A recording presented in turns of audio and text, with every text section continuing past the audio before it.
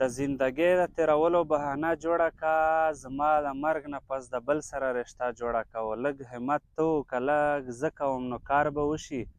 رومال به زه در ولیږم ته پرې نامه جوړه که.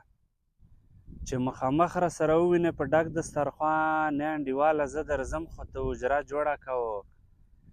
یارېږه مه سپین غره، لا خو بهانه جوړه ده، او زمونږ بیرې له مرغي راځي لینده جوړه که.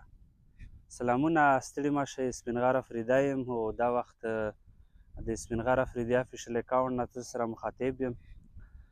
ملګریو راختلي یو د موږ کلي نه پوس داسې خړې خړې دي، ډېر خلک په ټنډو کښېني، دلته مازدیګر انجویمنټ کوي.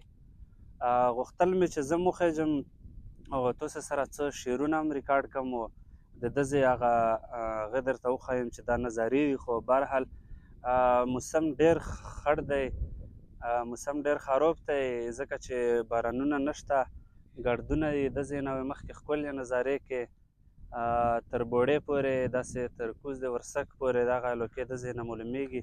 پوی د لیوني خلکو تړلي دي، نن سبا زړګي خلکو تړلي دي، ولا خو مخامه دی زړور راځه مه یارېږه سپي خلکو تړلي دي. نه وینم ګلان د چا لاسونو کې، ډاډو ته ازغي خلکو تړلي دي، باندې وزرې الوتی نشي، ونو کې مرغي خلکو تړلي دي. لاړو موږ سپین غره ته ناوخته کړو، وزو کې ولرګي خلکو تړلي دي. که زور مې پسې هر څو د ټټر نه ووتو، اخر یې هم تصویر د سپین بشر نه ووتو. او په کلي کې نور څه دي، هغه بل چاته واده شوه، همدغه یو غمی و د ګودر نه ووتو. اوربل به یې ګیډي ګیډي راخور شي په اوږو، ریبن یې لوپټا پسې د سر نه ووتو. چې ویې لیدلې غاړې ستا د غټو غټو سترګو، راټینګ نه شو زړګی مې د ځیګر نه ووتو. چې ویې لیدلې غاړې ستا د غټو غټو سترګو، راټینګ نه شو زړګی مې د ځیګر نه ووتو. او کوڅه کې جینکو پسې راواړول مخونه، او چې څه وایه سویلی و د سپین غر نه ووتو. ماحول ډېر ښکلی دی دلته، سړي زړه غواړي چې بار بار رخصتی او دلته کېنستی، خو ډېر خلک داسې چې هغه د خپلې غریبۍ مزدورۍ په تلاش کې سهار یې کوله ناوځي او ماسخوتن راننوځي. خو بهرحال بس موږ سره دغسې هغه چې کوم رنګینۍ دي، کومې نندارې دي دا در سره شریکوو. نو همدې بیس باندې در سره شریکوو چې ډېر خلک نشي کولی چې دغسې ماحول انجوی کړي او دغسې موسمونه وویني. زما په خیال هغې ته نور له اور ورکو ماښام دی او په کلي کې تاویږي شنه لوګي خواره واره. ملګرو دلته موسم ډېر ښکلی دی، ډېر بروبر دی، او چې څه رقم مې تاسو ته وویل چې ډېرې ښکلې نندارې کېږي د ځای نه، او داسې وخت راغلی وي چې بیا دغو ځایونو نندارې هم نشي کولی، ځکه چې ځای په ځای ډیولپمنټ روان دی، ځای په ځای ابادي کېږي، کورونه جوړېږي.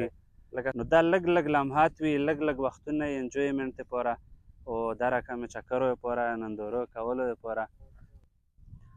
ماښام شو په زړګي پورې لمبه پورې کوم، راځئ که نه جانانه دروازه پورې کوم. او 10 لکه نغدې او 15 تولې سره ورکوم، که اعتباري غوندې جینۍ وي نو د زړه ورکوم. بهانې به نه جوړوې نن به مې زړه جوړوې، لونګ به زه راوړم او ځونډي به ته جوړوې. سپین غر ولاکه ګرم دی چې دیړي نیمه کې پرېږدي، بس څه وکړي د کلي مازدیګر ته یې راپام شي. نو ملګرو چې کوم شعر وي او د هغه بیا د وخت مطابق زه سره لږې لږې خبرې هم کوم، ځکه چې ډېر شعر چې کوم دی لیکلی شي د هغه د یو حالاتو، یو وخت، یو ماحول مطابق یې سړي ذهن ته روڅي او بیا یې هغه ولیکي، هغه بیا تاسو سره شریک کړي. نو دغه شعر چې مو لیکلو د دغه شاته یو دغسې مجبوري ده چې ډېر خلک داسې چې غریبان وي هغه مزدورۍ نه روان نه کېږي، لکه څه رقم مې تاسو ته مخکې کلیپ کې وویل چې ډېر خلک دا رقم کلي ماحول نشي انجوی کولی، هغه مجبوریت وي، هغه کور مزدوري کوي، کوله کې بیا بهرحال د موږ وطن کې حالات ډېر خراب دي. چې څه رقم شعر تاسې واورېدو چې سپین غر ولاکه ګرم دی چې دیړي نیمه کې پرېږدي، بس څه وکړي د کلي مازدیګر ته یې راپام شي. د مو یو فین و، ډېر نږدې فین مې و، هغه ماته دا کیسه کوله، ویل یې چې سپین غره کله د تو شعر دا مو واورېده نو زه هغه وخت په کراچۍ کې وم، هلته مزدوري کوله. خو چې تو دغه شعر مو واورېد، مله مخې له روغه یې وایي چې کپړې مې چېرته روځوړندې وې، بیګ مې چېرته ایښی و، او چې څومره سامان وې مو مسافرۍ وي چې هغه مې راټول کړو، بیګ ته مې راواچولو. چې ملګري ورته ویل چې څه کوې؟ چې مو ورته ویل چې بس ته یاره کلي مازدیګر د کلي ماحول او د کلي هغه رنګینۍ هغو ته مې زړه شوی، به زه څم کلي له. نو ځینې شعر سړی مجبور کړي چې هغه عملي شکل خپلو سوچ، خپل افکار، خپل فکر تغییر کړي. کفیله 2 پله ټیکټ راکړه په لږو روپو، د خپل وطن مزدیګري راباندې مه خرڅوه. نو مو دغه ویډیو چې مو ریکارډ کوله، نو مو سوچ کوه چې دا کې د مسافرو دپاره خاص شعر هم وي او د هغو په هکله لږې خبرې هم وي.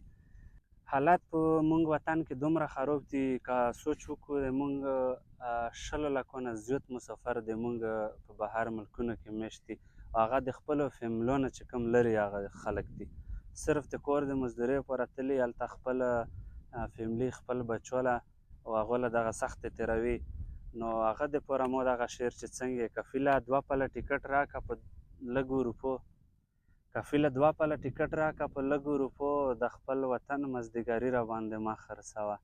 نو خوست دغه مسافرو ته ډالۍ وي، ځکه چې د مو یوټیوب چینل کې ډیره برخه چې کومه وي هغو خلکو وي چې کوم خلک د کلي نه لرې او څه رقم زه سټارټ نه خبره کوم چې کلي مزدیګري نه ویني، کلي کې چې کومه رنګیني وي هغه نه ویني، هغه نه انجوی کوي.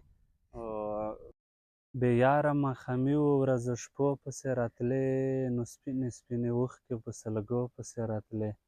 نو ماته به دې ویلي وای چې ما در وړي وای، ته سوات نه پېښور له په بنګړو پسې راتلې. نو ماته به دې ویلي وای چې ما در وړي وای، ته سوات نه پېښور له په بنګړو پسې راتلې. او که یاد دې شي چې دواړه به په غره کې سره مخ شو، چې ما ویشتل مرغي و ته لرګو پسې راتلې. که یاد دې شي چې دواړه به په غره کې سره مخ شو، چې ما ویشتل مرغي و ته لرګو پسې راتلې. رښتیا وایه چې زه به درته یاد شوم او که نه، ګودر له مازدیګر کې چې اوبو پسې راتلې. او سپین غره چې وړوکی وي د ژوند څومره مزه وه، او هر وخت به زموږ بیرې له مرغو پسې راتلې. شعر څه وي، غزل څه وي، لفظونه څه شی وي، او جانانه ستا په مخ کې کتابونه څه شی وي. او زه باز یمه در واوړمه په لوړو لوړو غرو، جانانه په تورخم کې ځنځیرونه څه شی وي.